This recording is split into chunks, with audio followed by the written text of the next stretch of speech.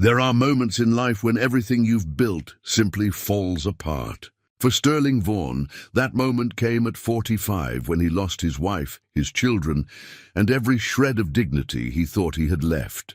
With $300 and nowhere to go, he bought an abandoned piece of land nobody wanted, an overgrown garden buried under years of wild vines and weeds. The locals called it cursed. Sterling just called it quiet. As he began clearing the tangled mess, he found something hidden beneath the ruins, a stone vault containing the journals of a botanist who had also lost everything but found a way to rebuild. What this forgotten garden would teach Sterling about starting over would change not just his life, but the lives of everyone around him. Before we continue, tell us where you're tuning in from. And if this story touches you, make sure you're subscribed, because tomorrow I've saved something extra special for you. The divorce papers sat on the passenger seat of Sterling Vaughan's truck, edges worn from being folded and unfolded too many times. He'd stopped reading them weeks ago, but he couldn't bring himself to throw them away.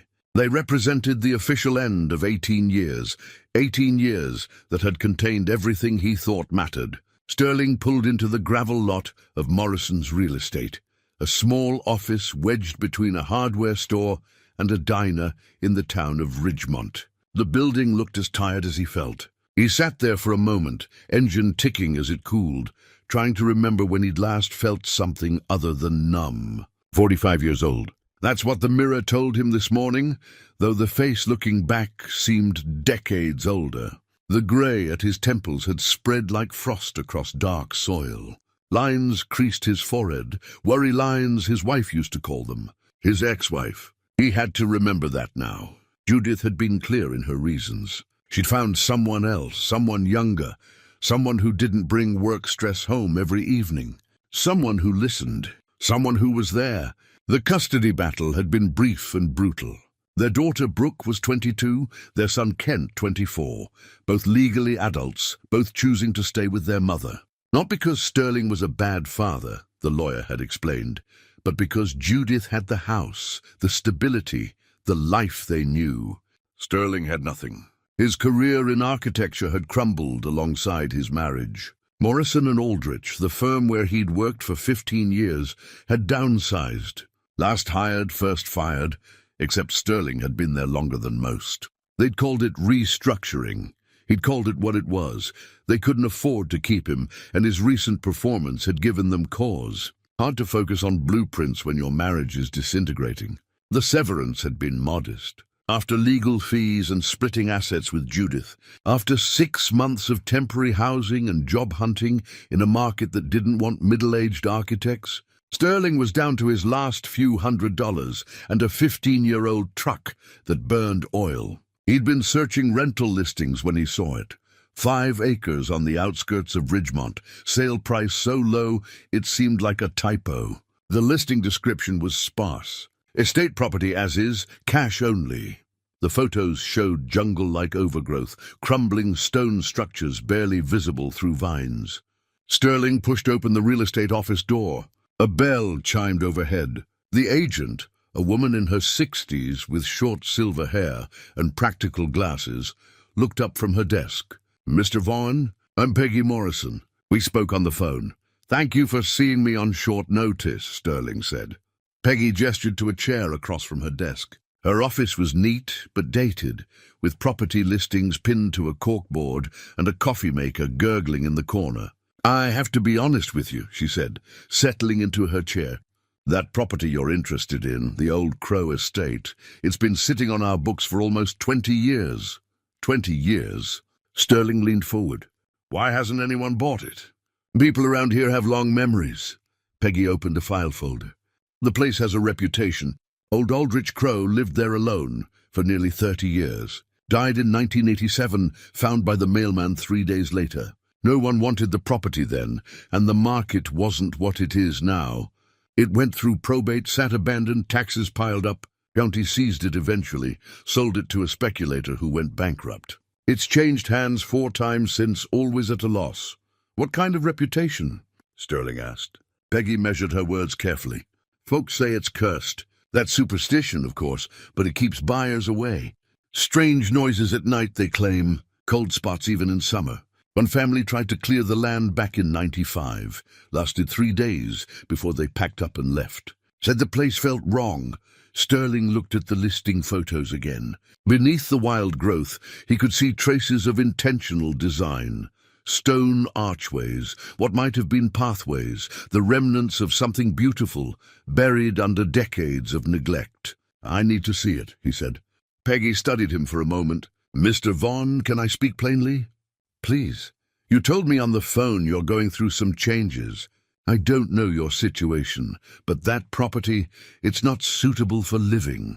No utilities, structures are unsafe, and the nearest neighbor is half a mile away. If you're looking for a fresh start, there are better options." "I can't afford better options," Sterling said quietly. "And I don't need much. Just somewhere quiet." Something in Peggy's expression softened. She'd been doing this job long enough to recognize a person at the end of their rope. "All right," she said. "Let's go take a look." The drive took 20 minutes, winding through pine forests and past scattered farms. The road narrowed to gravel, then dirt. Finally, Peggy turned onto an overgrown driveway, marked only by 2 listing stone pillars, their surfaces covered in moss. Sterling's truck followed her sedan up the winding drive. Tree branches scraped both sides of the vehicle. Then the forest opened into a clearing, and Sterling saw it. 5 acres of absolute wilderness. Vines thick as his arm coiled around collapsed trellises. What had once been garden beds were now chaotic tangles of wild growth. Stone pathways disappeared under moss and leaf litter, and everywhere were the bones of something deliberately crafted. Arched doorways leading nowhere, crumbling walls that might have enclosed garden rooms. A fountain, dry and choked with debris, its basin cracked but still beautiful. Sterling stepped out of the truck. The air smelled of rich earth and growing things. Birds called from the surrounding forest. Despite the overgrowth, despite the decay, he felt something he hadn't felt in months. Peace. "It's magnificent," he said. Peggy raised her eyebrows. "It's a jungle." "It's both." Sterling walked toward the nearest archway, pushing aside hanging vines. The stonework was solid despite its age, fitted together with care. Someone had built this to last. Someone put their heart into this place. "Aldrich Crow did that," Peggy said, following him. "After his son died and his wife left him, spent everything he had building these gardens. Neighbors said he went mad with grief, but I think he just needed something to pour himself into." Sterling understood that impulse completely. They walked the property for an hour. Sterling saw potential where Peggy saw problems. The stone structures were salvageable. The land was level and well-drained. There was a spring-fed stream running through the eastern edge. With work, a great deal of work, this could be something again. "I'll take it," Sterling said when they returned to the vehicles. "Mr. Vaughn, please think about this overnight." "I've thought about it." He looked at the wild garden, at the forgotten beauty waiting beneath years of neglect. "This place needs someone, and I need somewhere to be. We'll figure each other out." Peggy sighed, but she nodded. "All right, I'll draw up the papers. Cash sale, as is." "You understand there's no recourse if you find problems?" "I understand." 3 days later, Sterling owned 5 acres of overgrown land that everyone else thought was cursed. He moved his few possessions onto the property in the back of his truck: a tent, a sleeping bag, some tools, clothes, and a camp stove. The divorce papers he finally threw away. That first night, sleeping in his tent beneath a canopy of stars, visible through gaps in the forest, Sterling felt something shift inside him. Maybe it was hope.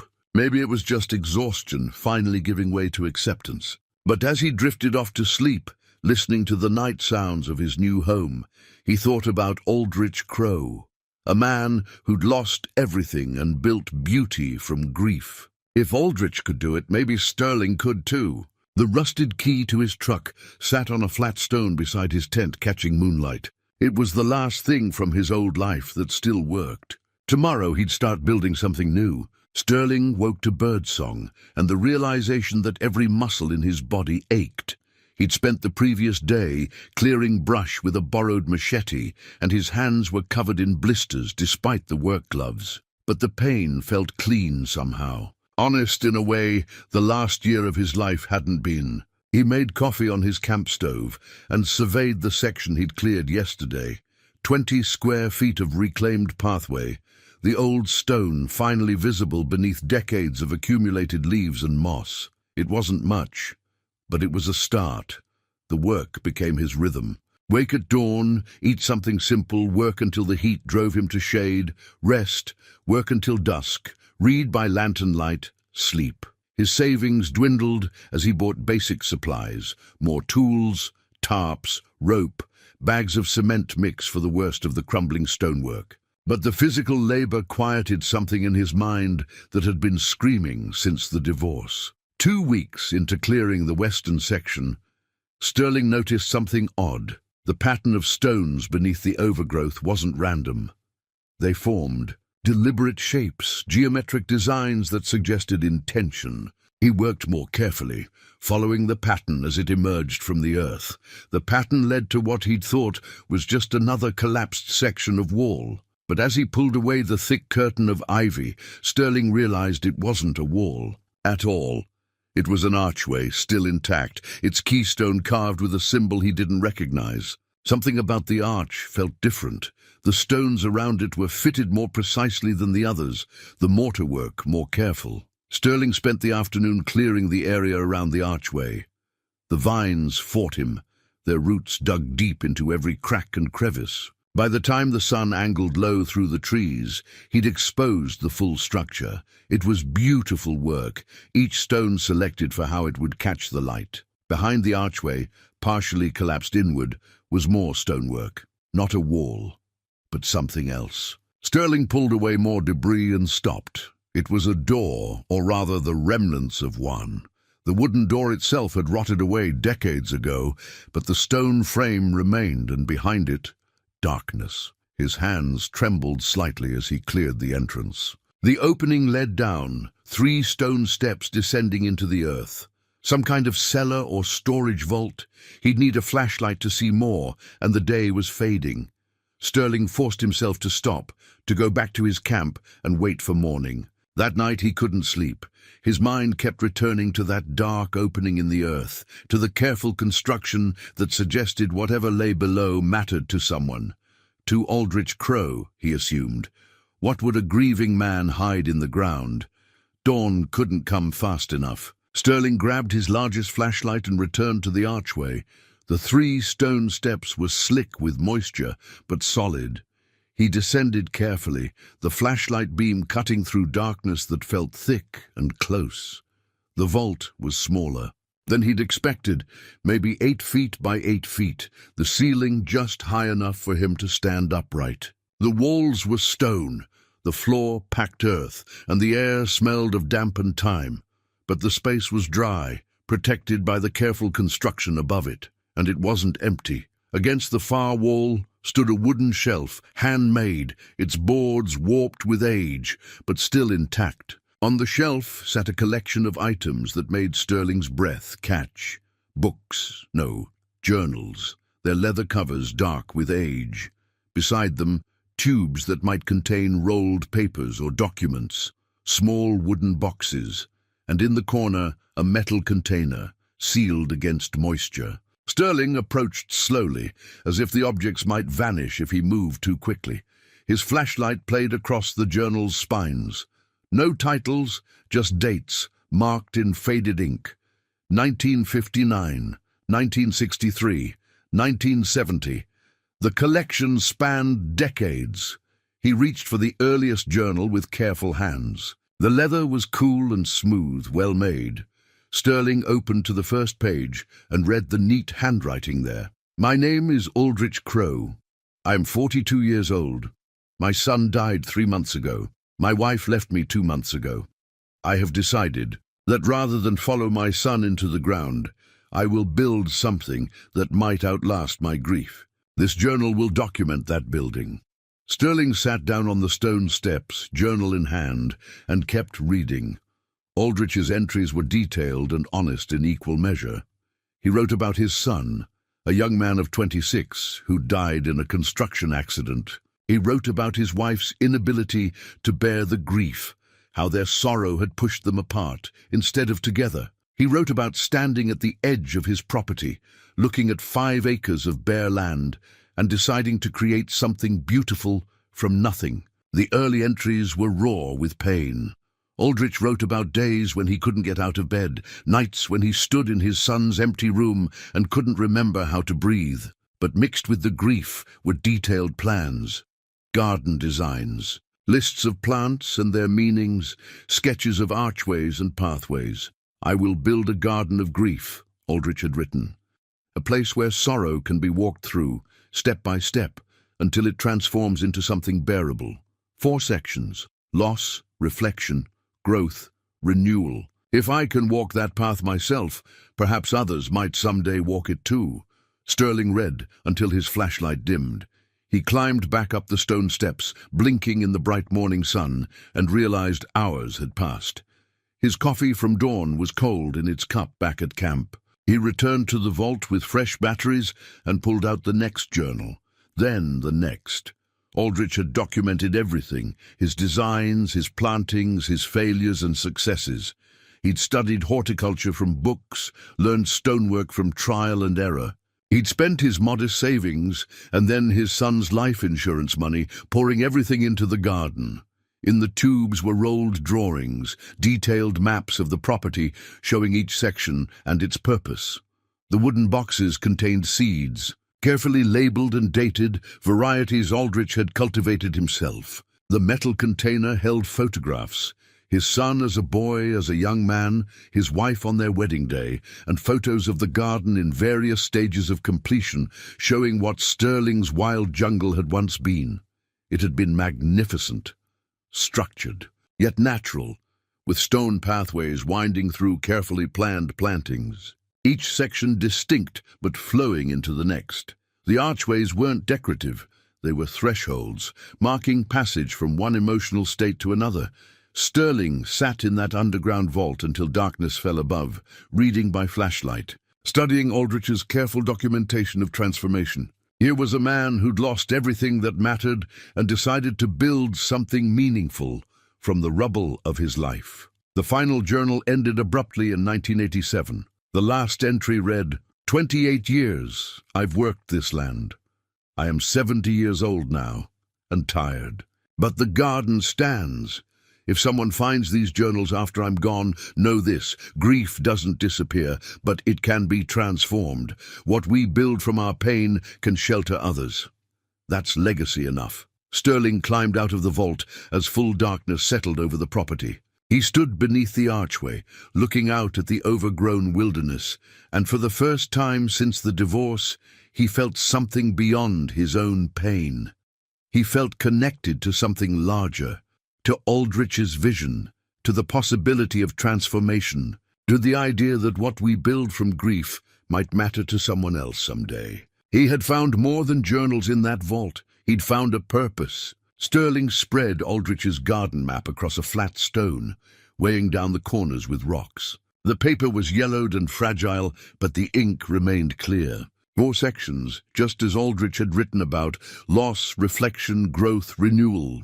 Each section was marked with detailed notes about plantings, stone placements, and even suggested walking paths. The map showed what the property had been at its peak. Sterling looked from the paper to the reality around him.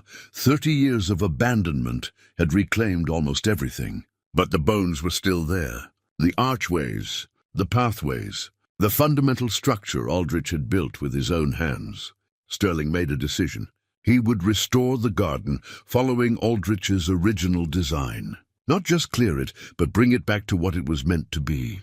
He had time, he had need, and now he had purpose. He started with the loss section, the first quadrant nearest the entrance. According to Aldrich's notes, this area had been planted with dark-leaved plants and deep purples, visual representations of grief's weight. The pathways here were deliberately narrow, almost claustrophobic, designed to evoke the suffocating nature of fresh sorrow. The work was harder than Sterling expected. His architectural training helped him understand structure, but he'd never done this kind of physical labor before.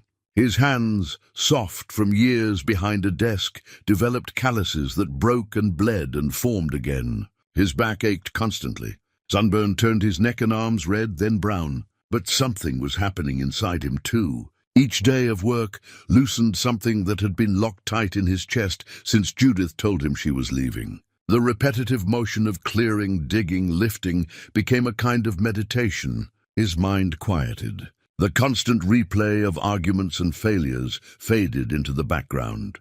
3 weeks into the restoration, Sterling had his first visitor.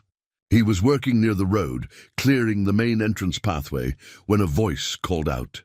Didn't think anyone would actually move onto this place. Sterling looked up to see a woman in her late 50s standing at the edge of the property. She wore practical jeans and a gardening shirt, her grey hair pulled back in a loose bun. Her face was weathered in the way that spoke of years spent outdoors. "Sterling Vaughan," he said, wiping his hand on his jeans before offering it. "Willa Brennan? I live about half a mile that way." She pointed east through the trees. "Taught at Ridgemont Elementary for 30 years before I retired. Been watching someone move around over here, got curious. Sorry if I've been disturbing the peace." "Peace?" Willa laughed. "This place hasn't had peace in decades. Everyone around here thought it was cursed after old Aldrich died. Strange noises, cold spots, the usual nonsense people invent when something makes them uncomfortable." Sterling smiled slightly. "I haven't noticed any cold spots. Just a lot of overgrown garden." Willa stepped closer, looking at the section Sterling had cleared. Her expression changed from casual interest to something more focused. "You're following the original pathways. You remember how it looked?" "I was just a girl, but my mother used to bring me here sometimes. Aldrich would let local people walk the gardens, especially folks who were grieving. My mother came after her sister died. She'd walk these paths for hours." Willa's eyes grew distant. "I remember thinking it was the most beautiful place I'd ever seen. All that stone and green, the way the light came through the archways. It felt sacred somehow." Sterling gestured to the flat stone where he'd spread Aldrich's map. "I found his journals. He documented everything, his designs, his intentions.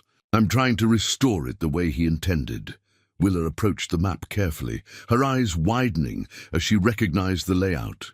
"Lord, I haven't seen this in 40 years, but I remember it exactly." She traced the pathways with one finger. "The lost section here at the front, then reflection, then growth, and finally renewal at the back near the stream. You could walk your grief like a journey." That's what he wrote about. "A path through sorrow." Willa looked at Sterling with new understanding. "You've got your own grief to walk through, don't you?" Sterling didn't answer directly. "The work helps. I imagine it does." Willa studied the cleared section. "You know, I've got time on my hands these days. Retirement isn't quite what I expected. If you needed an extra pair of hands occasionally, I'm stronger than I look. I can't pay. Did I ask for payment? I'm offering to help restore something that mattered to this community. And maybe," she paused, "maybe I've got some walking to do myself. Lost my husband 2 years ago, Harold, 41 years together." Sterling understood immediately. "Tomorrow morning? I usually start around 7. "I'll bring coffee," Willa said. She kept her word. The next morning, Willa appeared with a thermos and 2 cups. They worked side by side, clearing the entrance pathway, and Sterling found himself grateful for the company. Willa told him stories about the area, about Aldrich's reputation as a recluse, who was actually just a very private, very sad man. "People feared him because he chose isolation," Willa said, pulling at a stubborn vine. "But the few who knew him said he was kind. Just broken. Some things break people in ways they never recover from." "But he did recover," Sterling said, "in his way. He built this. Did he? Or did he just find a way to live with being broken?" Willa sat back on her heels. "Maybe that's what recovery really is. Not becoming unbroken, but learning to build something meaningful anyway."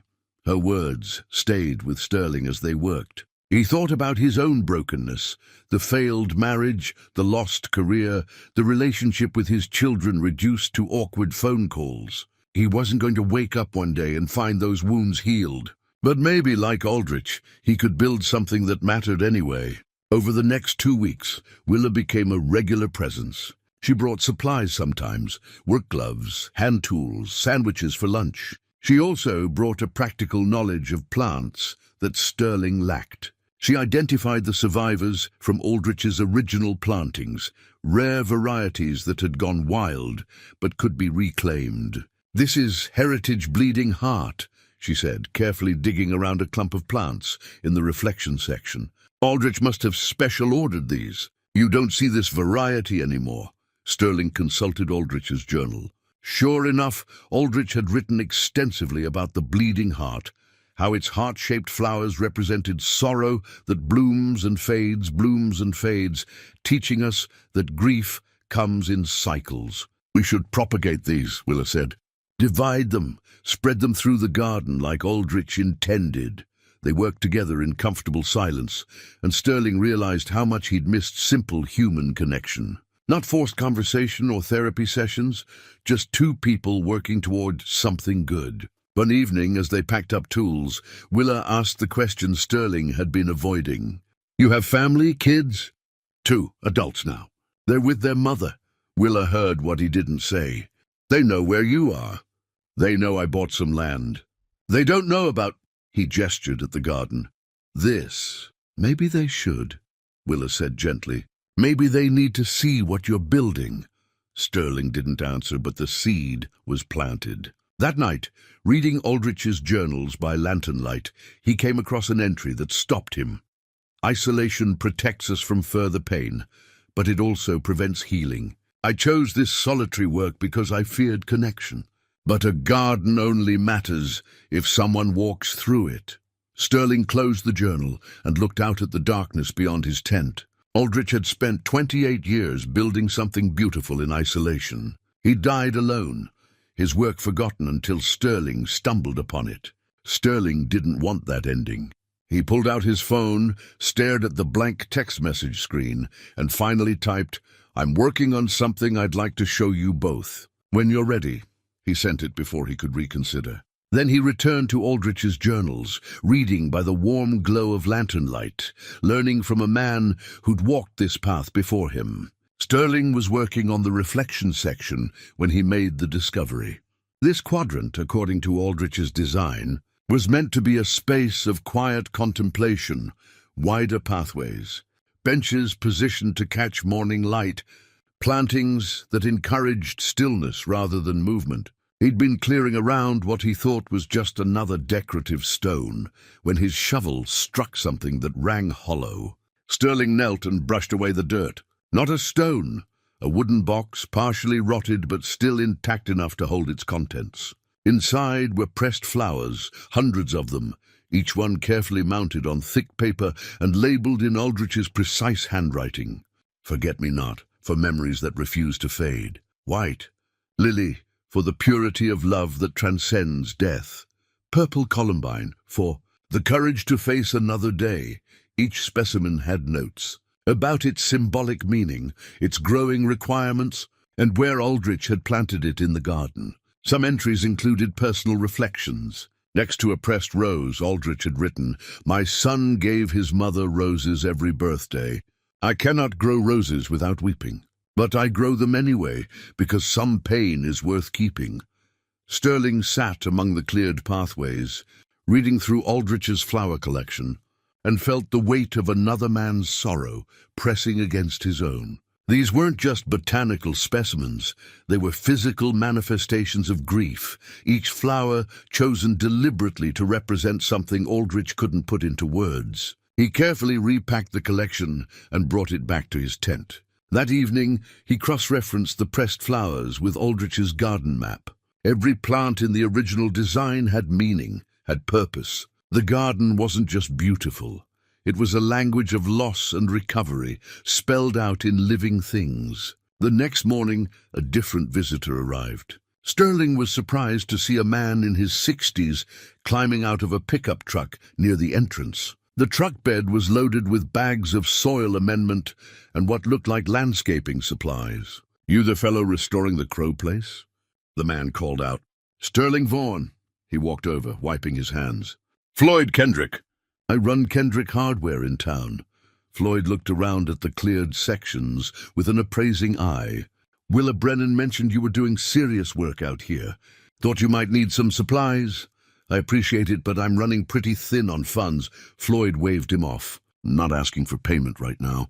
Consider it an investment in the community. This place used to mean something around here before it got left to rot.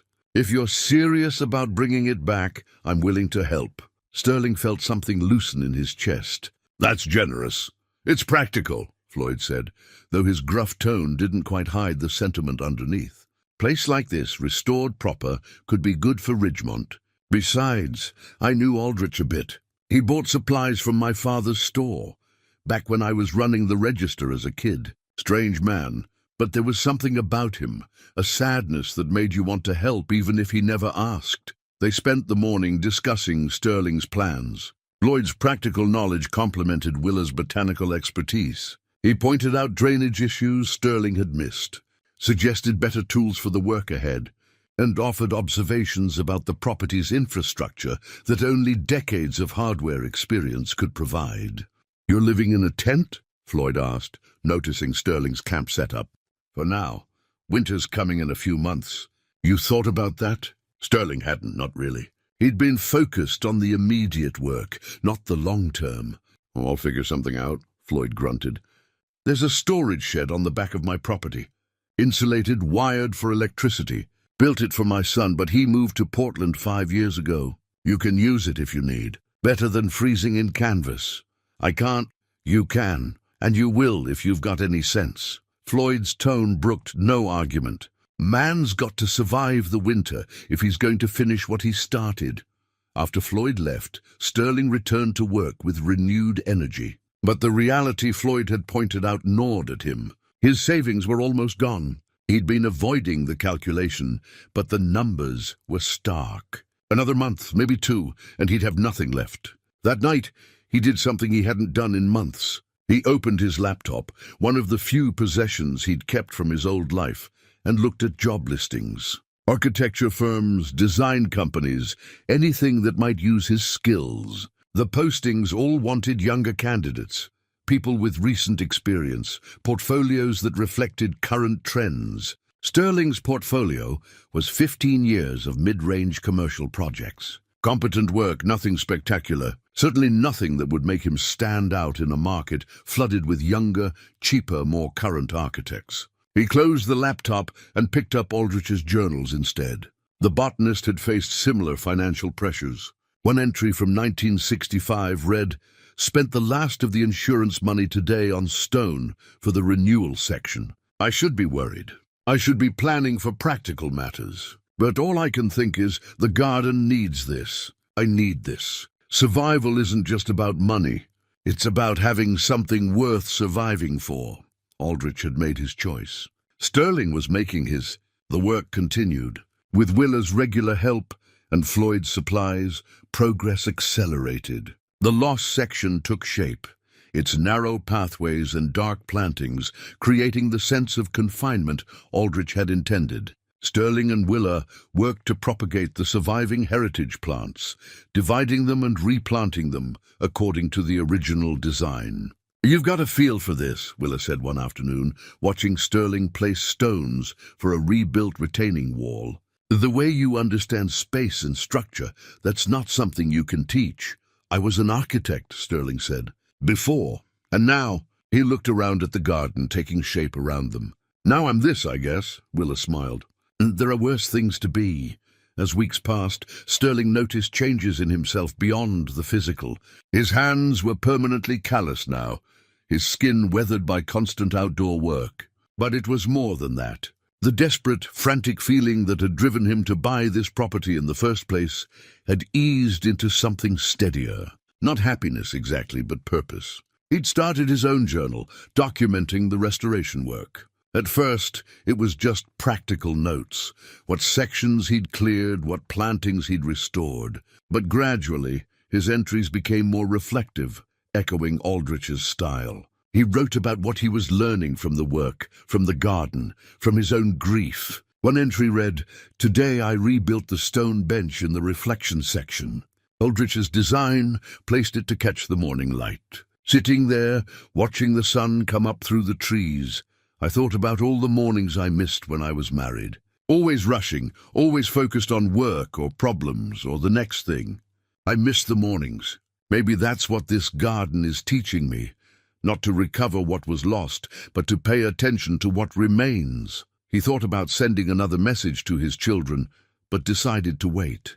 The garden wasn't ready yet. He wasn't ready yet. But the fact that he was thinking about it, planning for connection rather than avoiding it, that was progress.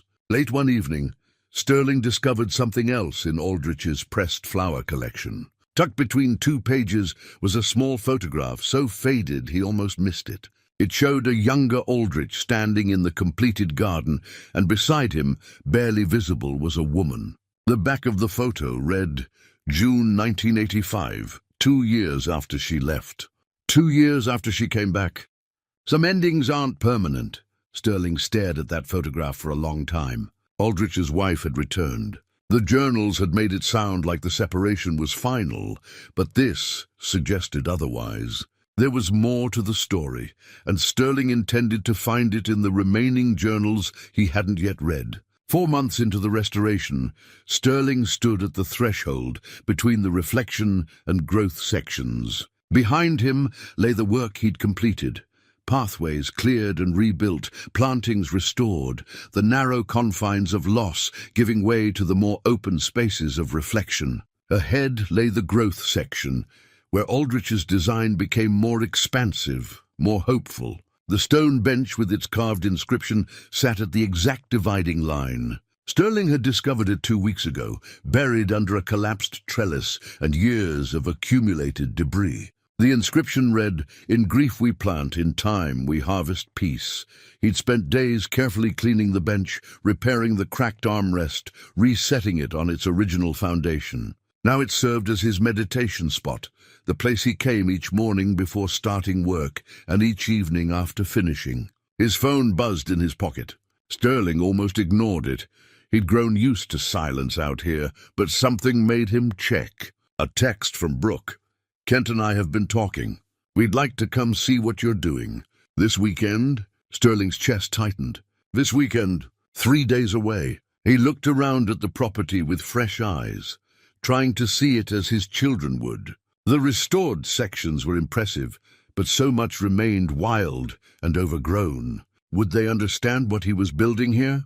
Would they see purpose or just their father's latest retreat from reality? He typed back, "Yes, Saturday afternoon." The response came quickly. "See you then." Sterling spent the next 3 days in a frenzy of preparation. He cleared the main pathways with extra care, making sure nothing would trip visitors. He set up a simple seating area near the entrance with camp chairs and a cooler. He even drove into town and bought fresh clothes that didn't smell like earth and sweat. Willa found him Friday evening, practically vibrating with nervous energy as he rearranged stones for the 3rd time. "They're your children," she said gently. "Not the board of directors. I haven't seen them since the divorce was finalized.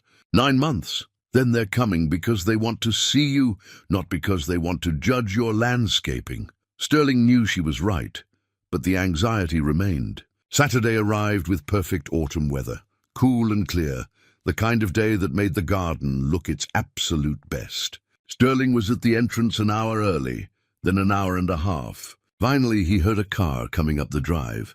Brooke emerged first from the driver's seat.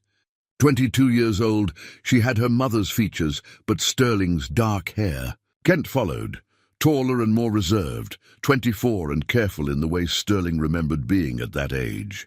"Dad," Brooke said, and Sterling heard the question in her voice. "Are you okay? Are you really living out here?" "Thank you for coming," he said, and then they were hugging, awkwardly at first, then with genuine feeling. Kent shook his hand. "You look different. Probably the beard." Sterling had stopped shaving weeks ago. "Not just that. You look, I don't know, healthier maybe?" They stood in uncertain silence for a moment until Sterling gestured toward the pathways. "Would you like to see what I've been working on?"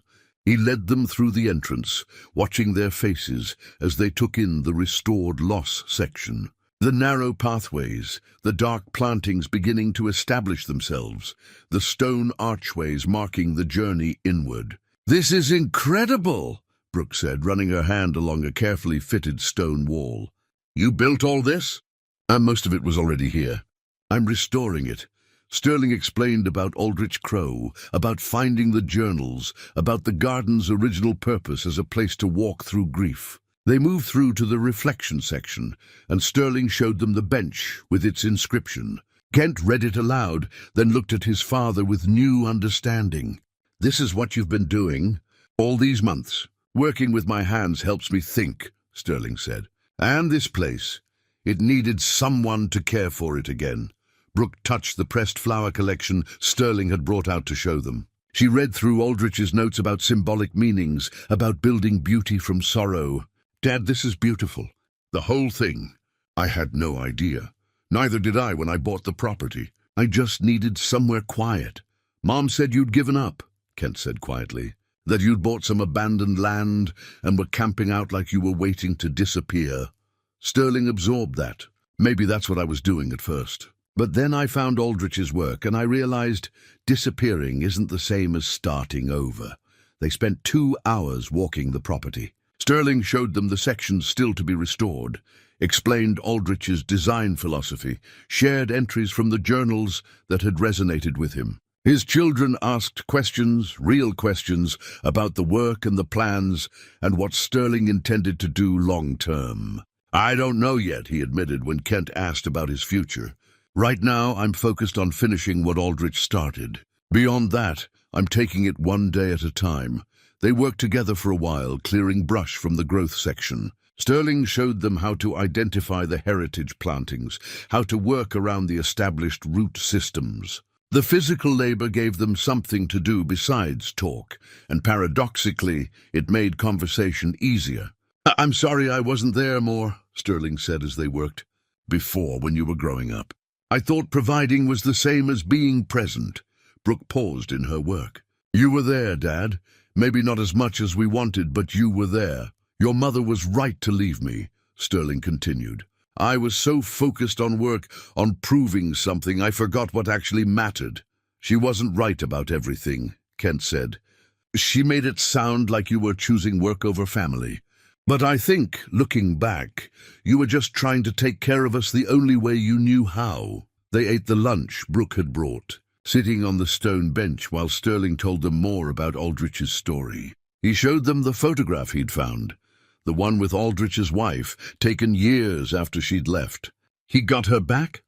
Brooke asked. "I don't know the whole story yet.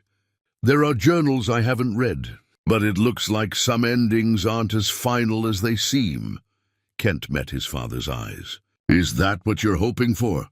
With Mom?" Sterling considered the question honestly. "No, what your mother and I had, it's over, and maybe it needed to be. But this," he gestured at the garden, "this is teaching me that something can end and still lead to something worthwhile. I'm not trying to get back what I lost. I'm trying to build something new from what remains." They stayed until late afternoon. Before leaving, Brooke hugged her father tightly. "We'll come back, if that's okay. I'd like that. And Dad, maybe stop avoiding Mom's calls. She's been worried, even if she won't admit it."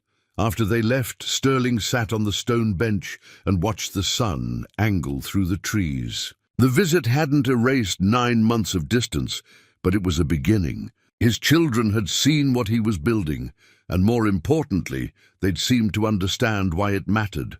That evening, he opened one of Aldrich's later journals, looking for the rest of the story about the reconciliation. What he found was an entry from 1983. "June returned today, 26 years after she left.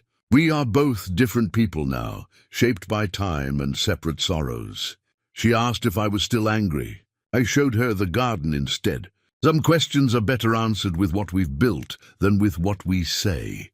Sterling understood exactly what Aldrich meant. Words could explain, but the garden showed what happened when you took grief and transformed it into purpose. That truth was worth more than any explanation. He picked up his own journal and wrote, "My children came today.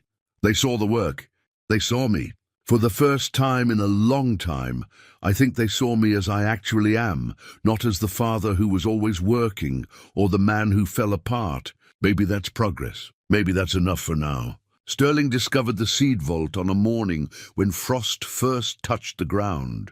He'd been working in the growth section, following Aldrich's map to locate the original planting beds when his shovel struck something solid beneath the soil. It took an hour to excavate carefully around the object.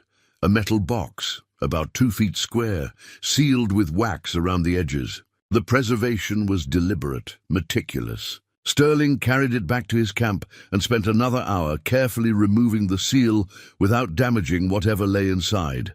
Seeds. Hundreds of packets of seeds, each one labeled in Aldrich's handwriting with variety names, dates collected, and growing instructions. But these weren't ordinary seeds. As Sterling read through the labels, he realized what he'd found: heritage varieties, some of them likely extinct in commercial cultivation. Aldrich had been preserving rare plants, saving them from disappearing entirely. One packet was labeled Thomas Jefferson Runner Bean, 1790 heirloom, last known cultivation 1965. Another read Moon and Stars Watermelon pre-1900, and thought extinct. Aldrich had notes with each packet, saved from Mrs. Henderson's garden before she passed. Last person in county growing these. Sterling handled the packets with reverence. This wasn't just a seed collection, it was a genetic library, a preservation of living history. Aldrich had been saving more than his own grief. He'd been saving pieces of the past itself. He showed the collection to Willa the next day. Her reaction confirmed his suspicion. "Lord have mercy," she breathed, carefully examining the packets. "Some of these varieties, sterling, these could be worth a fortune to seed preservation societies. But more than that, they're irreplaceable. If these seeds are still viable, Aldrich saved things that would otherwise be gone forever. What do I do with them?" Willa looked at him seriously. "You plant them. That's what he saved them for. Not to sit in a box, but to grow again." They decided to start a demonstration garden in the growth section, a place where Aldrich's preserved varieties could be cultivated and shared. Sterling built raised beds using reclaimed stone, following Aldrich's notes about proper spacing and companion planting. Word of the restoration had been spreading quietly through Ridgemont. Floyd had mentioned it to customers at the hardware store. Willa had told her former teaching colleagues. People were curious about the abandoned property coming back to life. The first stranger appeared on a Tuesday morning. Sterling looked up from his work to see a woman in her mid-50s standing uncertainly at the garden entrance. "I'm sorry to intrude," she said. "Willa Brennan told me about this place. She said it was a garden for people who were grieving." Sterling set down his tools and walked over. "It was originally. I'm working to restore it. My husband died 4 months ago." The woman's voice was steady, but her eyes held the glazed look of recent loss. "Heart attack. He was 56. Everyone keeps telling me I need to move on, get back to normal, but I don't know how to do that. I'm Sterling." He offered his hand. "Mirabel Torres." Sterling showed her the garden, explaining Aldrich's design, the journey through loss, reflection, growth, and renewal. He didn't offer platitudes or advice. He just walked the paths with her, let her see what one grieving man had built from his sorrow. "Could I come back?" Mirabel asked as they returned to the entrance. "Maybe help with some of the work. I need something to do with my hands. Tomorrow morning, 7 o'clock. Bring gloves." Mirabel returned the next day, and the day after that. She worked quietly, asking few questions, but Sterling noticed the tension in her shoulders gradually easing as her hands found rhythm in the work. Physical labor offered what words couldn't, a place to put the restless energy of grief. 2 weeks later, another visitor arrived. A man in his late 60s, military bearing still evident in his posture, despite the tremor in his hands. "Name's Hugh Dalworth," he said. "Retired Army. Someone told me this was a quiet place." Sterling recognized the look, the hypervigilance, the careful scanning of surroundings. "It's quiet," he confirmed. "Peaceful too, if you're looking for that." Hugh walked the garden paths like he was on patrol, but gradually Sterling saw him relax. The man's hands stopped shaking when he was pulling weeds or moving stones. He returned the next day without being invited, and the day after that. By late October, Sterling had 7 regular volunteers. They came for different reasons: grief, trauma, loneliness, or simple curiosity, but they all stayed for the same thing: The garden offered something the modern world struggled to provide: purposeful work, quiet connection, and space to heal at your own pace. Sterling found himself in an unexpected role. He wasn't a therapist or a counselor, but somehow he'd become a guide for people walking their own path through sorrow. He shared Aldrich's journals with them, let them read about someone else who'd survived devastating loss. He showed them the pressed flowers, the seed collection, the evidence that grief could be transformed into something generative. The volunteers brought supplies, coffee, lunch, tools they weren't using. They brought skills too. Hugh knew irrigation systems from his military engineering background. Mirabelle had grown up on a farm and understood soil composition. Others contributed what they could, and the restoration accelerated. Floyd stopped by one afternoon to find 8 people working throughout the property. "You've started something here," he observed. "I'm just restoring Aldrich's garden." "No, you're doing what Aldrich did, building a place for broken people to put themselves back together." Floyd looked around at the volunteers scattered through the work site. Town could use more of this. That evening, Sterling sat at the stone bench and tried to process what was happening. He'd come here to hide, to lick his wounds in private. Instead, he'd stumbled into something larger than his own grief. The garden was becoming what Aldrich had intended, a sanctuary for people who needed it. He opened Aldrich's journals to a passage he'd marked earlier. "I thought I was building this garden for myself, as a way to survive my own sorrow. But I'm beginning to understand. We never grieve alone, even when we think we do. Sorrow is the most universal human experience. What we build from it should be available to others, walking the same path." Sterling's phone buzzed. A text from Kent. "Brooke and I were talking. What you're doing out there, it matters, Dad. We're proud of you." He stared at those words for a long time. Proud. When was the last time his children had said that? When was the last time he'd done something worthy of pride? He wrote back, "Thank you. That means more than you know." Another message appeared, this one from a number he didn't recognize.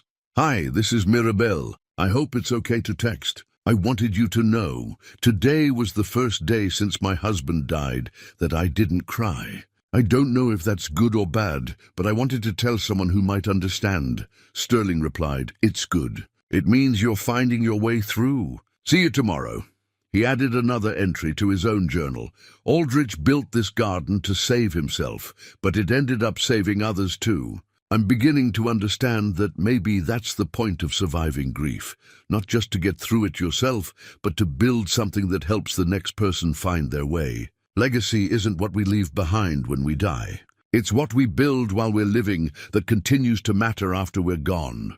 The temperature was dropping, frost settling over the cleared sections. Winter was coming, but Sterling looked at what they'd accomplished. 3 sections nearly complete, a community of healers working together, rare seeds planted and already germinating, and felt ready to face whatever came next. He'd survived the dissolution of his old life. Now he was building a new one, and it was bigger than he'd ever imagined it could be. Sterling found the final journal volume in late November, tucked in a corner of the vault he'd somehow missed during his initial discovery. The leather was darker than the others, more worn, as if Aldrich had handled this one more frequently. The dates on the spine read 1985-1987. He carried it back to Floyd's storage shed, his home now for the past month. The small structure had heat, electricity, and enough space for a bed and a desk. Floyd had refused any rent, saying only that empty buildings deteriorated faster than occupied ones. Sterling made coffee and settled in to read.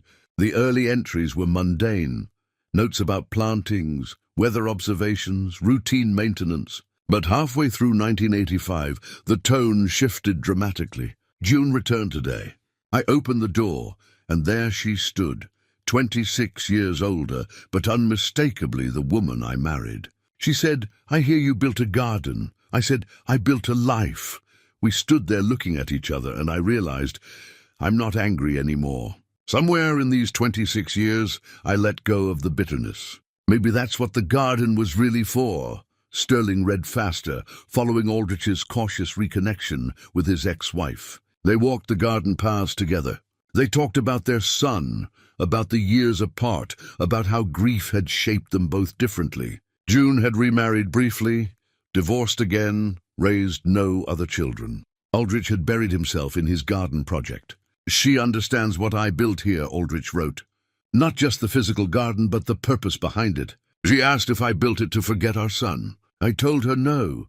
I built it to remember him properly, to transform the pain of his loss into something that might help others." She cried then, and said that's what she'd been trying to do all these years too, just in different ways. The entries chronicled their reconciliation. June moved back in, not as his wife, but as his companion. They worked the garden together. She brought her own ideas, her own grief, her own need for beauty and purpose. Sterling turned the page and found something that made him stop breathing. A sealed envelope tucked between journal pages, addressed in Aldrich's shaking handwriting, "To whoever finds this garden again." His hands trembled as he opened it. The paper inside was yellowed, but the ink remained clear. "If you're reading this, you've discovered the vault and the journals. You've learned about my grief, my garden, my attempt to build meaning from loss. But there's more you need to know. In 1986, I contacted the county about establishing this property as a public trust. I wanted the garden to continue after my death, to remain a sanctuary for grieving people who needed it. I filled out the paperwork, drafted the trust documents, even found a lawyer willing to help pro bono. But the process was complicated. The county required surveys, environmental assessments, public hearings. I was 70 years old, sick with the cancer that would eventually kill me, and the bureaucracy seemed designed to outlast my remaining time. I want whoever reads this to know, I tried to secure the garden's future. But I died before the trust could be properly established. The paperwork exists somewhere in county records, incomplete and unsigned. My lawyer died the year after I did. The whole effort was forgotten. My only living relative is my brother's grandson, a boy who never met me, never knew what I built here. His name is Garrett Hollis. If he inherits this property, he won't understand what it means. He'll see 5 acres of overgrown land with commercial potential. So this is my message to the future. If you've found this place, if you've worked to restore it, if you understand what I was trying to build, please finish what I started. Complete the trust. Make this garden permanent. Don't let my life's work be bulldozed for strip malls or housing developments. The garden belongs to everyone who needs it. That was always the point. Aldrich Crow, written October 15th, 1987, 3 weeks before my death. Sterling read the letter 3 times, his heart pounding. Aldrich had tried to protect the garden. The legal framework existed, just never completed, which meant his phone rang. An unknown number. Sterling almost didn't answer, but something made him pick up. "Is this Sterling Vaughan?" A man's voice, professional and slightly impatient. "Yes, my name is Garrett Hollis. I believe you're currently occupying property that belongs to my family." Sterling's stomach dropped. "I bought this property legally through Morrison Real Estate. You bought it from a speculator who acquired it through a tax sale. But there's a problem with the title. My great-uncle Aldrich Crow was the original owner. When he died, the property should have passed to family, but there were complications with the probate. I've been reviewing the records, and I have grounds to contest your ownership. Mr. Hollis, I've invested months of work. I'm not interested in your work. I'm interested in property rights. I'm informing you as a courtesy that I'll be filing a claim. I suggest you consult a lawyer." The line went dead. Sterling sat in stunned silence, Aldrich's letter still in his hand. Everything he'd built, everything the garden had become, it could all disappear. Garrett Hollis had no connection to this place, no understanding of what it meant. He'd see only the commercial value of 5 acres near town. He called Willa first. She answered on the second ring. "We have a problem," Sterling said, and explained about Garrett's call and Aldrich's letter. "That bastard," Willa said, her normally gentle voice sharp with anger.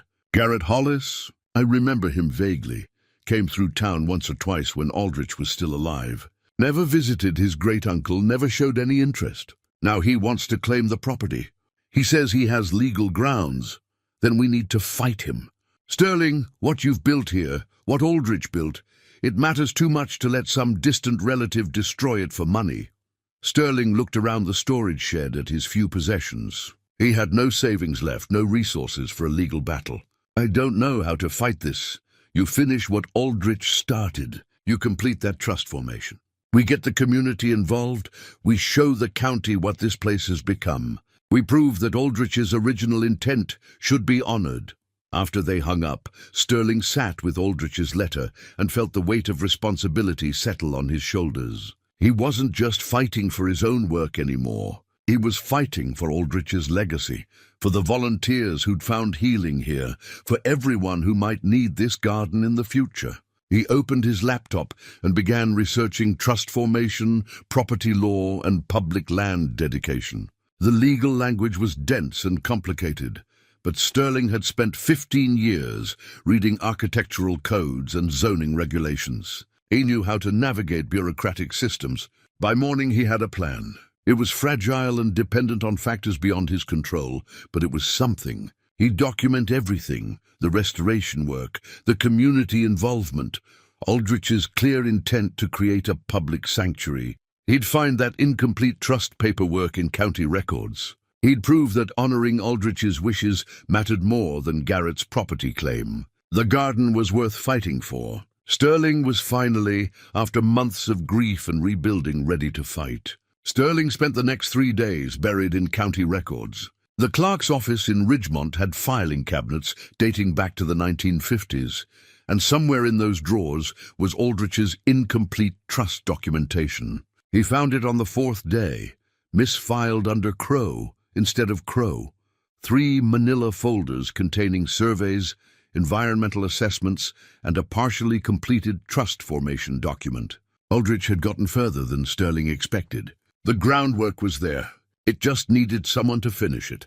Sterling photographed every page, then consulted with a retired lawyer, Willa New, a woman named Patricia Colby, who'd handled land trusts before. She reviewed the documents in her small home office while Sterling sat across from her, trying not to appear as desperate as he felt. "This is good work," Patricia finally said.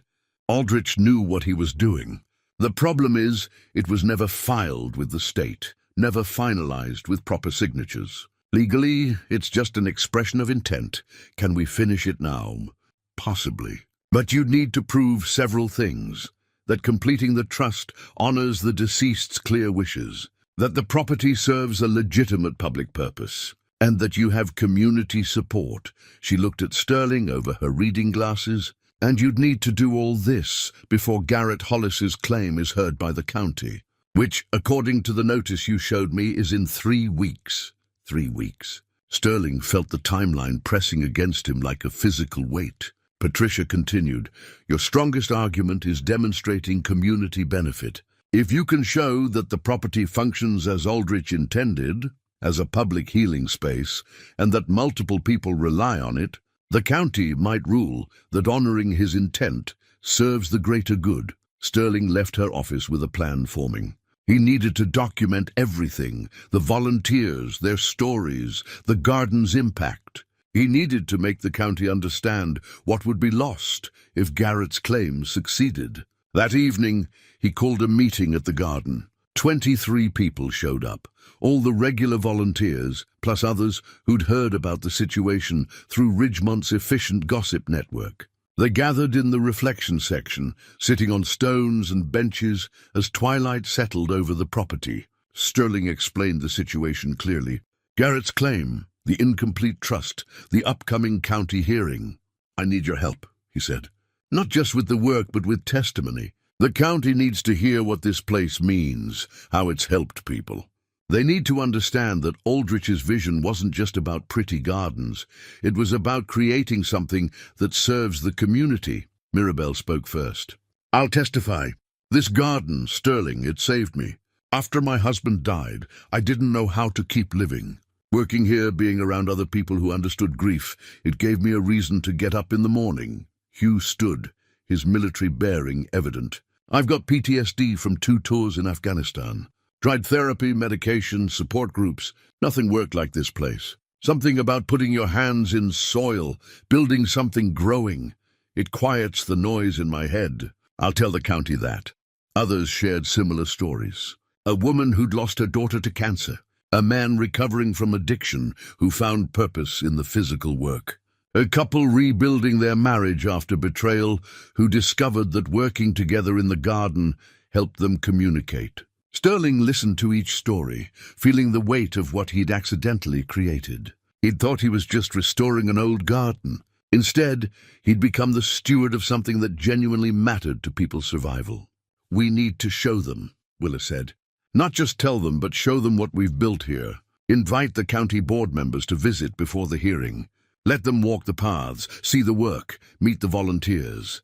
They spent the next 2 weeks in focused preparation. Sterling drafted a formal presentation, gathering photographs of the restoration process, before and after images that documented the transformation. He compiled excerpts from Aldrich's journals that clearly stated his intent to create a public sanctuary. The volunteers worked with renewed intensity, completing the growth section and beginning the renewal quadrant. They built a memorial wall where people could place stones inscribed with names of loved ones they'd lost. They planted the heritage seeds from Aldrich's collection in demonstration beds, with plaques explaining the preservation effort. Floyd organized a fundraising effort for legal fees and trust establishment costs. He put donation jars at his hardware store and other local businesses. The community responded with surprising generosity, small donations mostly, but they added up. People wanted to help protect the garden. Kent and Brooke drove up one weekend to support their father. They worked alongside the volunteers, and Sterling saw them truly understand what he'd built. Not just a garden, but a community. "You found your purpose," Brooke said, as they worked together moving stones for the memorial wall. "I was worried about you after the divorce, but Dad, this is important work. I stumbled into it accidentally. Maybe that's how the best things happen.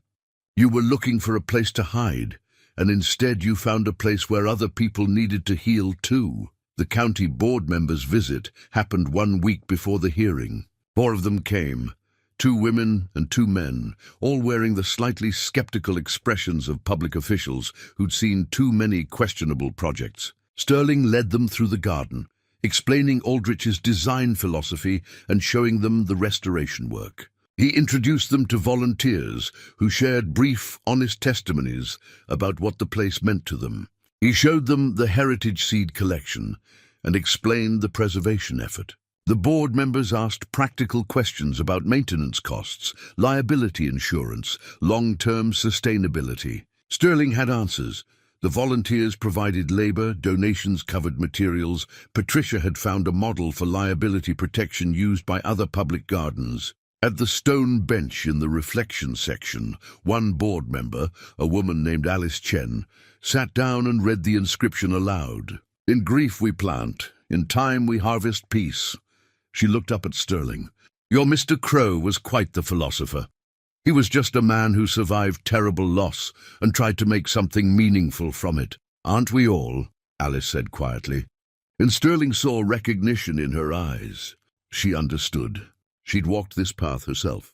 After the board members left, Sterling felt cautiously hopeful. They'd seen the garden at its best, met people whose lives it had touched. But he wouldn't know if it was enough until the hearing. The night before the hearing, Sterling sat at the stone bench and wrote in his journal, "Aldrich spent 28 years building this place, then died trying to protect it. I've only been here 8 months, but I understand why it mattered so much to him. It's not about the plants or the stones. It's about creating space for people to transform their pain into something that grows. Tomorrow I'll fight to preserve that. Whatever happens, at least I tried to finish what he started." He looked up at the stars visible through the trees, at the garden shadows stretching in moonlight, and felt ready for whatever came next. The county hearing room was smaller than Sterling expected, folding chairs arranged in rows, a long table at the front where the board members sat, fluorescent lights that made everything look harsh and official. Sterling arrived early with Patricia, Willa, and a core group of volunteers. The room gradually filled with supporters, maybe 40 people total.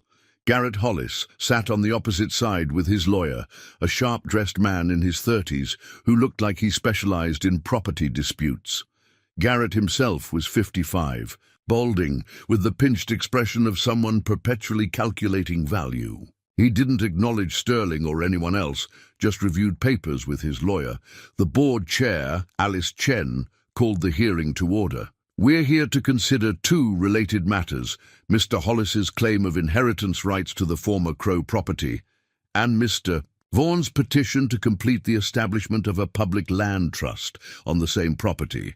Mr. Hollis, your claim first." Garrett's lawyer stood. "Thank you. This is straightforward property law. Aldrich Crow died intestate in 1987.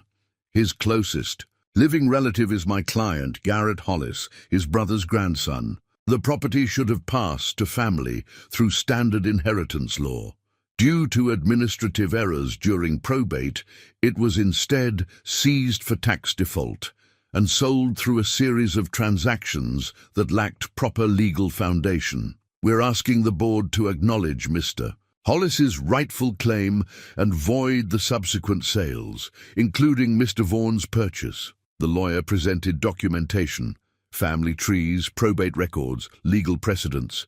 It was thorough and professionally done.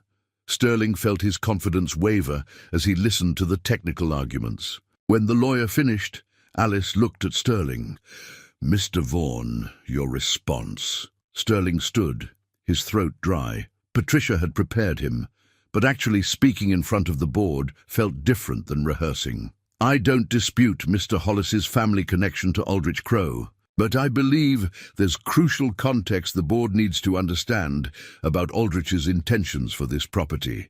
He explained about finding the journals, about Aldrich's documented plan to establish a public trust, about the incomplete paperwork filed with the county in 1986.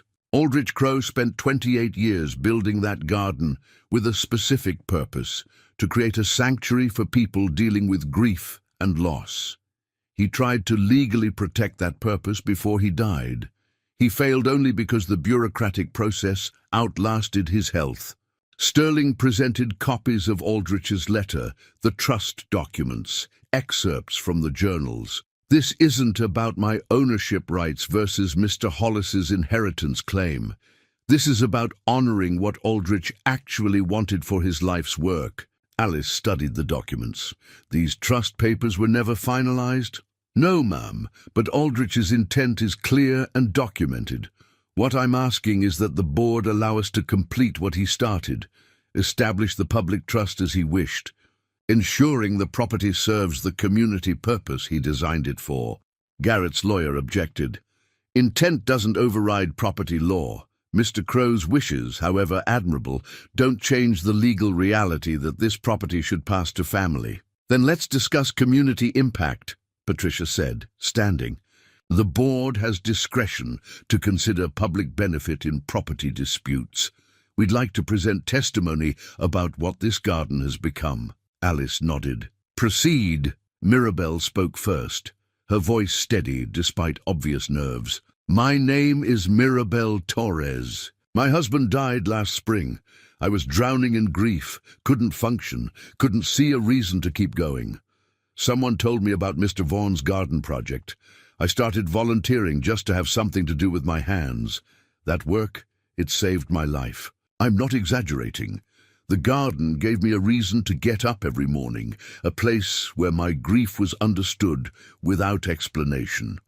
There are a dozen other people who tell you similar stories." Hugh testified next, about his PTSD, about years of failed treatments, about finding peace in the physical work of restoration.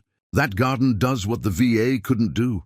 It gives veterans a place to heal on our own terms." Others followed, each testimony brief but powerful. A woman whose teenage son had died described how working in the memorial section helped her process her loss. An elderly man talked about finding community after his wife's death left him isolated.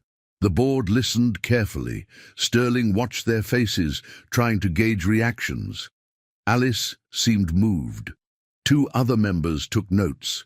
The fourth, an older man, remained impassive, When the testimony's finished, Garrett's lawyer stood again.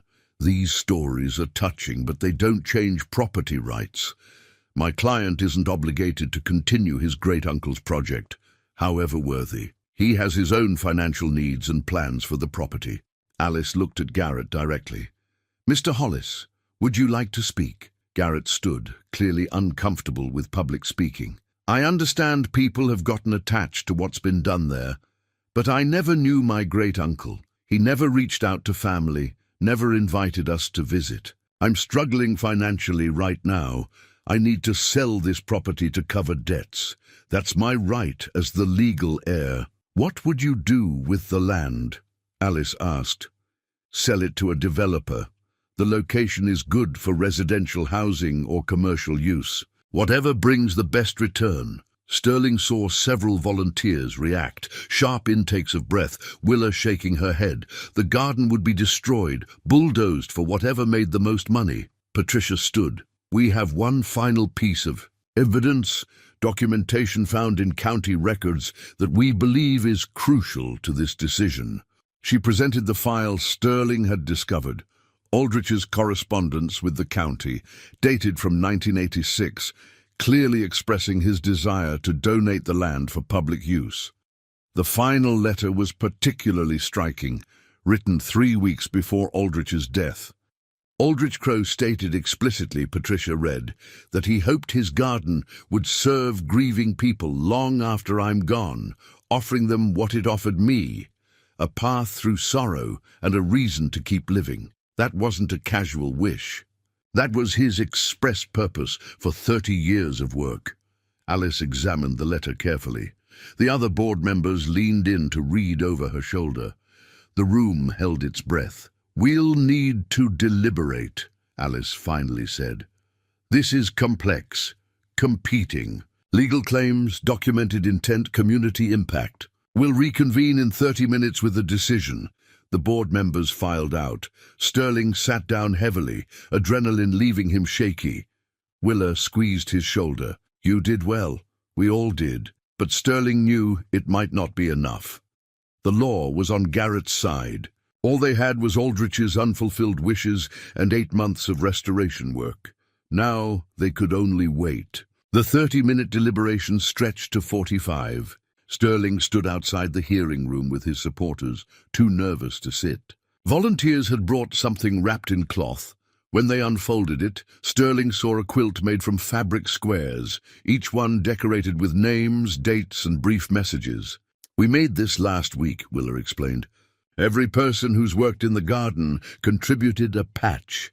We were going to present it, but there wasn't time. Sterling examined the squares. In memory of Harold Brennan, 40 years of love, for my daughter Sarah, forever 16. Remembering James Torres, my heart. Each patch represented someone's loss, someone's grief given form and color. The quilt was beautiful and heartbreaking in equal measure. Whatever happens in there, Mirabelle said quietly, we built something that mattered. They can't take that away from us. The hearing room door opened. Alice beckoned them back inside. Sterling's heart hammered as everyone filed in and took their seats. The board members' faces revealed nothing. Alice spoke first. This has been a difficult decision. We've reviewed the legal arguments, the documentation, and the testimony. The law regarding property inheritance is clear. Mr. Hollis does have a legitimate claim as Aldrich Crowe's closest living relative. Sterling felt his stomach drop.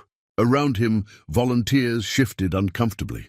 However, Alice continued, we also have clear documentation of Aldrich Crowe's expressed intent to dedicate this property to public use. The trust formation he initiated in 1986, while incomplete, demonstrates serious effort to establish a legal framework for that dedication. The question before us is whether we prioritize strict inheritance law or honor the deceased's documented wishes, combined with demonstrated community benefit. She paused, looking directly at Garrett. Mr. Hollis, before we announce our decision, I'd like to ask you something. Have you visited the property? Seen what's been built there? Garrett shifted in his seat. No, I live 3 hours away. This has all been handled through my lawyer. Would you be willing to visit before we finalize anything? To actually see what your great-uncle created and what Mr. Vaughan has restored. Garrett's lawyer started to object, but Garrett waved him off. I suppose I could.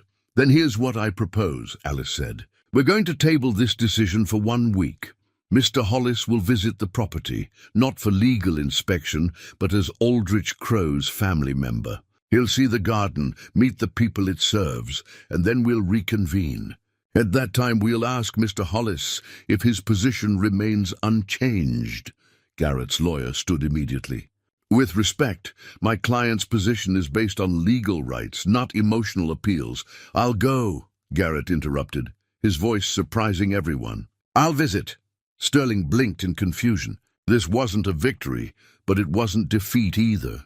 It was what? A reprieve, a chance. The hearing adjourned. Outside, Sterling tried to process what had happened. Patricia put a hand on his arm. That was unusual. Alice is giving Garrett a chance to see what he'd be destroying. It's not legally required, but it's strategic. If Garrett changes his position voluntarily, it simplifies everything. And if he doesn't, then we're back where we started. But Sterling, you made them pause. That's not nothing. Garrett approached before leaving, his lawyer trailing behind, looking annoyed. I'll come Saturday morning. 9 o'clock. I'll be there, Sterling said. Saturday arrived with cold, clear weather. Sterling had asked the volunteers to come, not to stage anything, just to work as they normally would. If Garrett was going to see the garden, he should see it as it actually was, full of people finding purpose in the work. Garrett arrived exactly at 9, alone. His lawyer's absence felt significant. He parked his sedan and stood looking at the entrance, clearly uncertain. Thank you for coming, Sterling said, walking over. The board seemed to think it was important. Garrett's tone was defensive, but his eyes were taking in the restored archways, the cleared pathways, the evidence of extensive work. Sterling led him through the garden sections, explaining Aldrich's design philosophy as they walked. He showed Garrett the lost section's narrow paths, the reflection area with its meditation bench, the growth section where heritage plants flourished in demonstration beds. Garrett said little, but Sterling saw him reading the inscription on the stone bench, pausing at the memorial wall to study the names carved on stones. When they reached the seed vault area, Sterling showed him the preserved varieties Aldrich had saved. He was trying to preserve things that would otherwise be lost, Sterling explained. Not just for himself, but for future generations. I never knew any of this. Garrett's voice was strained. My grandfather, Aldrich's brother, used to talk about him. Called him crazy, obsessed. Said he'd wasted his life hiding from the world after his son died. Maybe that's what your grandfather saw. But Aldrich wasn't hiding. He was building. They walked to the renewal section, where volunteers were working on the final quadrant. Mirabelle was there, and Hugh, and a dozen others. They nodded to Garrett, but didn't interrupt, just continued their work. Garrett watched them for a long moment. They really come here every week? Most of them come daily. The garden has become part of their healing process. And you don't charge them? Don't make money from this? No, that's not what it's for. Garrett was quiet as they completed the circuit and returned to the entrance. He looked around at everything again, as if trying to reconcile what he was seeing with what he'd expected. I need to tell you something, Garrett finally said, his voice breaking slightly. I'm not some heartless developer. I'm a high school music teacher. I have medical debt from my wife's cancer treatment. She survived, thank God, but we're buried financially. When I found out about this property, I saw a way to solve our problems. Sterling saw the man clearly for the first time. Not an antagonist, but another person struggling with his own burdens. My great-uncle tried to contact me once, Garrett continued. I was maybe 25, busy with my own life. He sent a letter inviting me to visit the garden. I never responded. I didn't think it mattered. Now I see, his voice caught. Now I see what I missed, what he was trying to share. It's not too late, Sterling said quietly. You could still be part of what he built. The trust needs board members, family representation. You could honor his memory by helping protect this place instead of selling it. Garrett stared at the garden, tears running down his face. I don't know if I can afford to make that choice. The volunteers have raised money for the trust formation. There's a fund growing for maintenance costs. If your need is financial, maybe we can find another way to help that doesn't require destroying what your great-uncle spent his life creating." Garrett wiped his eyes. "I need to think and talk to my wife. Take your time. The hearing isn't until next Saturday." After Garrett left, Willa approached Sterling. "That was well done. You gave him a way to change his mind without losing face. I just showed him what Aldrich built and told him the truth. We can find solutions that don't require tearing this down." Sterling sat on the stone bench and looked at the volunteers working throughout the property. Whatever the board decided, whatever Garrett chose, this moment existed. The garden was alive again, serving the purpose Aldrich had envisioned. That truth couldn't be taken away, regardless of what happened next. The final hearing was scheduled for Saturday afternoon, but Garrett called Sterling on Thursday evening. "I've made my decision," he said without preamble. "I'd like to meet with you and your lawyer tomorrow morning, if possible." "At the garden," Sterling's heart raced. "Of course. What time?" 8 o'clock. "I'm bringing my wife Helen. She wants to see the place too." Friday morning arrived cold and bright. Sterling was at the garden by 7, nervously checking pathways, though there was nothing to check. The work spoke for itself. Garrett and Helen arrived precisely at 8. Helen was a thin woman in her 50s, with kind eyes and a scarf covering her head. Hair still growing back after chemotherapy, Sterling guessed. She looked around with immediate wonder. Garrett described it, but I didn't imagine. She walked to the nearest archway and ran her hand along the stone. "This is extraordinary." Patricia arrived moments later. They gathered at the stone bench in the reflection section, the morning sun slanting through bare tree branches. Garrett spoke first. "Helen and I talked for hours after I visited. About my great-uncle, about what he tried to build here, about my own regrets for never knowing him. We also talked about our financial situation and what matters most." He paused, looking at his wife. Helen took his hand. "We've been so focused on paying off medical debt that we lost sight of other kinds of wealth.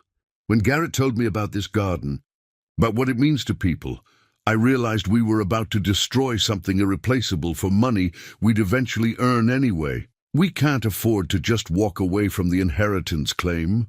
Garrett continued. "But we don't want to sell the property to developers either, so we'd like to propose something." He pulled out a folder. "We're willing to withdraw our ownership claim on the condition that the public trust is established as Aldrich intended. But we'd like 2 things in return. First, that I'm appointed to the trust's board of directors, representing family interests. Second, that the trust makes a payment to us, not market value, but enough to make a meaningful dent in our medical debt. Whatever amount the fundraising and community support can reasonably provide." Sterling looked at Patricia, who was reading through Garrett's proposal. She nodded slightly. "This could work. The trust formation allows for reasonable compensation to heirs who voluntarily surrender property claims. If the community can raise the funds, this gives everyone what they need." "How much are you asking?" Sterling asked. Garrett named a figure, substantial but not unreasonable, less than 1/10 of what the property would bring from developers. "We're not trying to profit," he said, "just trying to survive our circumstances while doing the right thing." Sterling thought about the fundraising Floyd had organized, the donations that had been steadily accumulating. The amount Garrett named was achievable with community support. "I think we can make this work." Helen spoke again, her voice emotional. "Garrett's grandfather was wrong about Aldrich. He wasn't crazy or wasted. He was brave. He took unbearable pain and transformed it into something that helps others. That's not hiding from life. That's embracing what life can be, even at its darkest." She looked at Sterling. "What you've done, continuing his work, that's brave too." The final hearing that afternoon was brief. Garrett presented the settlement proposal. Sterling and Patricia confirmed their agreement. The board members, visibly relieved to avoid a contentious decision, approved the arrangement unanimously. Ellis Chen smiled as she signed the paperwork. This is how these things should work. Competing interests finding common ground through understanding and compromise. The Aldrich Crow Memorial Garden will be established as a public trust, with Sterling Vaughan as primary steward and Garrett Hollis as family representative on the board. Mr. Hollis will receive agreed-upon compensation from the trust fund. The property is permanently protected for its intended purpose. Outside the hearing room, volunteers who'd gathered to support Sterling erupted in celebration. Willa hugged him fiercely. Floyd clapped him on the back hard enough to hurt. Mirabelle was crying, and Hugh, stoic, careful Hugh, was grinning broadly. Kent and Brooke had driven up for the hearing. They stood with their father as the crowd celebrated around them. "You did it, Dad," Brooke said. "You actually did it." "We did it," Sterling corrected. "All of us together." 6 months later, on a warm spring morning, the Aldrich Crow Memorial Garden held its official opening ceremony. The restoration was complete. All 4 sections fully realized according to Aldrich's original design. The heritage seeds had grown into thriving plants. The memorial wall held dozens of inscribed stones. New volunteers continued to arrive, drawn by word of mouth about the healing garden. Sterling stood before the gathered crowd, maybe 100 people, a mixture of volunteers, community members, and local officials. He held Aldrich's first journal, open to a passage he'd marked months ago. "Aldrich Crow wrote this in 1959, Sterling said. He wrote, "I don't know if building this garden will heal me, but I know that doing nothing will destroy me. So I choose to build, and hope that somewhere in the building I'll find reasons to continue." He closed the journal. Aldrich found those reasons. He spent 28 years creating something beautiful from grief. Then he tried to ensure it would continue helping others after he was gone. He failed in that final task, not through lack of trying, but through circumstance. But his vision survived in his journals, in his careful documentation, in the bones of what he built. Sterling gestured at the garden surrounding them. "What you see here isn't just restoration. It's completion. Aldrich started something, and all of us, everyone who's worked here, everyone who's found healing here, we've finished it together. This garden belongs to everyone who needs it. That was always Aldrich's intention, and now it's protected by law and by community commitment." Garrett spoke next, sharing what he'd learned about his great-uncle, about regret and reconciliation and second chances. Helen unveiled a bronze plaque they'd commissioned, mounted on the stone bench, "Aldrich Crow Memorial Garden. In grief we plant, in time we harvest peace. Established 1959, restored 2025, forever preserved for all who need sanctuary." After the ceremony, Sterling walked the garden paths alone, experiencing the quiet that had drawn him here a year ago. So much had changed. He'd arrived broken, hiding, hoping only for silence. He'd found purpose instead, and community, and a way to transform his own grief into something generative. His phone buzzed. A text from Judith, his ex-wife. "Kent sent me photos of the ceremony. I'm proud of what you've built, Sterling, truly." He stared at those words, proud. Not reconciliation, not romance, but acknowledgement, respect. It was enough. Sterling added a final entry to his own journal, which would join Aldrich's in the restored vault. "Today, we opened the garden to the community officially, completing what Aldrich started 66 years ago. I came here broken, thinking I was hiding from life. Instead, I learned what Aldrich knew, that life after loss isn't about returning to what was, but about building what can be. Some endings are just overgrown beginnings, waiting to be discovered. I found mine here. Others will find theirs. The garden stands ready for all who need it, as it always has, as it always will." He closed the journal and looked out at people walking the pathways, volunteers tending beds, visitors sitting quietly on benches throughout the property. The garden was alive with purpose, just as Aldrich had dreamed. Sterling had lost everything: marriage, career, home, dignity. And in that loss, he'd found something worth more than what he'd given up. He'd found a way to matter, to help, to build something that would outlast his own pain. A new visitor approached, a woman in her 40s, with the familiar look of recent grief in her eyes. "Excuse me," she said hesitantly. "Someone told me this was a place for people who've lost." Her voice broke. Sterling offered her a pair of gardening gloves. "Let me show you something beautiful that grew from broken ground," he said gently, and together they walked into the garden, beginning again.